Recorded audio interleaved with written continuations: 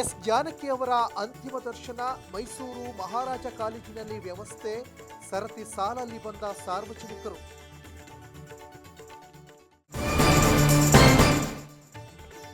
ಜಾನಕಮ್ಮ ಅಂತಿಮ ದರ್ಶನ ಪಡೆದು ಅಭಿಮಾನಿಗಳು ಭಾವುಕ, ಕಣ್ಣೀರಿಟ್ಟು ಕೈ ಮುಗಿದ ಫ್ಯಾನ್ಸ್. ಪ್ರತಿ ಹಾಡಿನಲ್ಲಿತ್ತು ಗಾನ ಕೋಗಿಲೆಯ ಜೀವನ ಪಾಠ.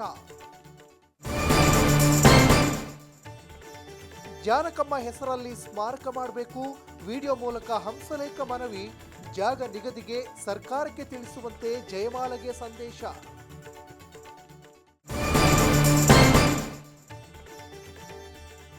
ಜಾನಕಮ್ಮ ಹೆಸರು ಅಜರಾಮರವಾಗಿ ಇರುವಂತೆ ಮಾಡ್ತಿವೆ.